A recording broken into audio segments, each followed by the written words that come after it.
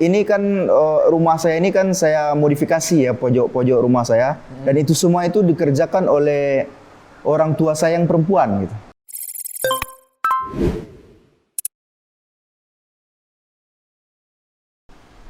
Assalamualaikum warahmatullahi wabarakatuh. Kembali lagi bersama saya Devra Dwi Cahaya di podcast Deka TV, TV Masa Depan Dakwah dan Komunikasi. Di malam ini saya tidak sendirian, sudah ditemani oleh abang senior kita, Bang Ayupono. Halo Bang. Yep, Devra, halo. Gimana nih Bang kesibukan selama Mas pasca udah keluar dari kampus tercinta nih Bang? Ya sebelumnya terima kasih Devra. Kesibukan pasca tamat kuliah ini palingan di kampung ya, sambil ada kegiatan di kampung. Kemudian juga aktif di rumah baca. Iya. Gini Bang, setelah saya cari-cari tahu Bang, ini ada yang menarik dari Abang nih. Abang merupakan pendiri dari Rumah Baca Bang. Iya, Rumah Baca Labuh Belok ya. Itu yang berada di Pelupuh, Kabupaten Agam ya Bang? Iya, betul. Kapan nih Bang berdirinya Rumah Baca dan latar belakang berdirinya nih Bang? Rumah Baca Labuh Belok ini berdiri 2019, yaitu sedang marak-maraknya COVID ya, awal-awal COVID itu. Saya dari Padang kemudian memilih untuk pulang kampung karena tidak ada lagi kuliah, hanya tinggal skripsi ya. Dan saya pikir ngapain di Padang, kuliah nggak ada, sementara kontrak rumah juga bayar gitu kan. Dan saya pikir-pikir gimana kalau seandainya saya pulang gitu kan. Maka saya fokuskan saya pulang, bawa seluruh barang-barang, saya pulang kampung ke Palupuah. Nah sesampainya di rumah, saya ada kegiatan itu parak-parak kan kalau kecil orang Minang. Pergi ke kebun, ya, ke ladang. Saya waktu itu menanam pisang. Tuh, nah sembari saya berkebun, saya juga memikir gitu kan, apa ya yang cocok kegiatan selama pandemi COVID. Saya teringat saya bawa buku, beberapa buku, berbatas ya, beberapa buah tas yang isinya buku di dalam. Saya bawa pulang. Kemudian saya berpikir, gimana seandainya kalau saya buka rumah baca gitu kan. Karena saya melihat potensi untuk rumah baca ini besar di kampung saya. Dikarenakan banyaknya para remaja yang terdiri dari SMP, SMA. Mereka di waktu-waktu senggang, sore itu banyak keluar gitu. Banyak keluar, warawiri kan. Saya pikir saya seorang mahasiswa, mungkin apalah yang bisa saya korbankan untuk kawan-kawan atau untuk adik-adik di kampung. Nah, waktu itu saya berpikir gimana kalau saya mendirikan rumah baca aja gitu kan. Nah, waktu itu saya dirikan rumah baca. Awalnya itu saya kumpulkan seluruh koleksi-koleksi yang ada di tas yang saya bawa pulang. Kemudian itu ya sudah sekitar 100-an judul buku waktu itu. Kemudian karena orang tua saya support, mereka mau gitu, makanya saya dirikan gitu. Ini Bang, sebagai anak literasi nih Bang, harapan Abang untuk masyarakat nih Bang dari berdirinya Rumah Baca ini Bang, terkhususnya di kampung Abang ya Bang? Harapannya itu saya lebih berharap kepada remajanya gitu. Saya berharap punya impian juga gimana sih anak-anak ini melek dengan literasi gitu kan. Sehingga saya yakin dengan mereka melek dengan literasi, saya pikir ini meningkatkan SDM yang ada di kampung gitu. Saya yakin gitu, optimis saya.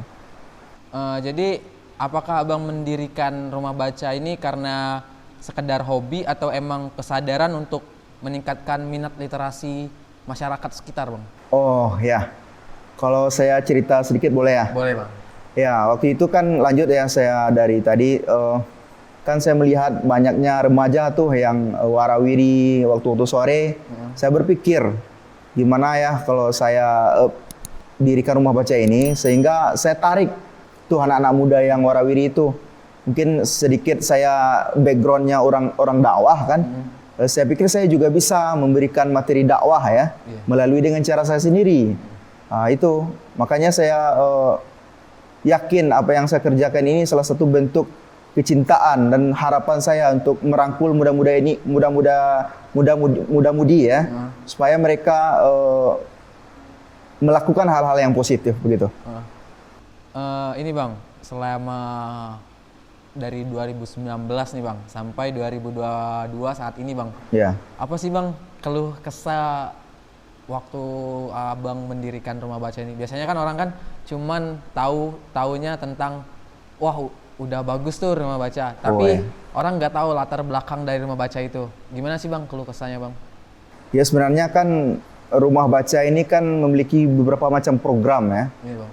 Di antaranya itu ada program pustaka berjalan gitu. Motor saya pribadi yang saya modifikasi untuk keliling kampung. Karena di Palupuah itu jarak geografis antara kampung satu dengan kampung dua itu gak berjarak gitu. Dan saya pikir juga, gimana sih kalau seandainya saya bikin pustaka berjalan gitu kan, menggunakan motor. Nah itu perjuangannya cukup besar gitu. Mengingat daerahnya cukup ekstrim gitu. Saya bawa buku dengan kayu yang box buah itu saya modifikasi, saya masukkan buku-buku, saya bawa gitu. Karena jalannya agak terjal, sempat waktu itu hampir jatuh gitu kan.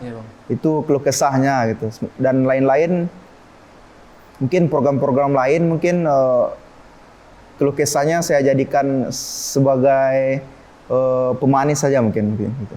Pengalaman cerita ya. Iya, Bang? Pengalaman cerita.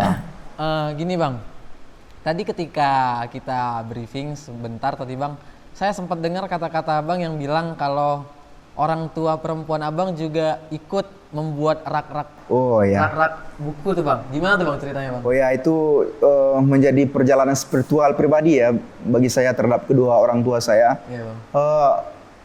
Ini kan rumah saya ini kan saya modifikasi ya, pojok-pojok rumah saya, dan itu semua itu dikerjakan oleh orang tua saya yang perempuan gitu. Beliau menurut saya sangat hebat ya bikin rak buku ini seperti yang terpajang ini, ada satu di rumah baca saya, dan itu orang tua saya yang perempuan bikinnya gitu. Dan beliau sangat bersemangat pula membikinnya gitu, sampai dengan rak-rak yang jumlahnya agak besar banyak gitu. Beliau sendiri yang ngerjakan. Saya juga terharu dengan perjuangan orang tua saya mungkin gitu. Berarti Bang, selain emang kemauan Abang pribadi untuk mendirikan rumah baca ini, ternyata juga ada support system dari orang tua backupan untuk Abang membuat semangat supaya lebih bisa lagi membuat rumah baca ini berkembang ya Bang? Ya Alhamdulillah, karena barang-barang yang ada di rumah baca itu saya manfaatkan dari barang-barang yang sudah tidak terpakai gitu, seperti kayu-kayu, karena geografis rumah saya di agak asri ya, di perkampungan, itu banyak kayu-kayu yang unik. Saya ada satu dapat kayu itu yang saya tarik dari sungai, kemudian saya pancang, saya kasih pernis, kemudian saya bikin baca-bacaan gitu kan, dan itu orang tua saya ikut ngerjakan dan saya bangga sekali. Harapan Abang nih Bang untuk rumah baca ini sendiri Bang, ke depannya Bang? Iya, harapan saya semoga setelah 3 tahun berjalan saya berjuang, mudah-mudahan saya mampu melahirkan kader-kader gitu. Soalnya saya juga pengen gitu melihat orang yang semangatnya sama dengan saya dan semangatnya sama dengan kedua orang tua saya. Seperti itu. Dan terakhir nih Bang,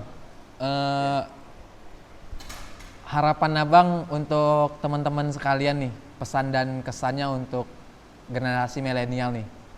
Ya, saya nitip harapan lah ya kepada para mahasiswa, terutama yang berasal dari perkampungan atau anak-anak kampung seperti saya ini. Mari kita bulatkan tekad supaya bisa mengabdi sepenuhnya kepada kampung halaman, sesuai dengan caranya masing-masing. Bisa jadi dengan seperti saya, seperti penggerak literasi, atau seperti yang mereka inginkan, mungkin seperti itu. Baik teman-teman, mungkin sampai situ aja bincang kita sama Bang Ayub Pono, di mana kita bisa mencontoh dari beliau. Beliau bisa membangun karena tekad dan niat beliau bisa membangun sebuah tempat wadah literasi pada kaum muda, di mana itu sangat bermanfaat untuk generasi milenial saat ini. Mungkin sampai situ aja podcast kita malam hari ini. Saya Devra Dwi Cahaya beserta kru yang bertugas pamit undur diri. Assalamualaikum warahmatullahi wabarakatuh.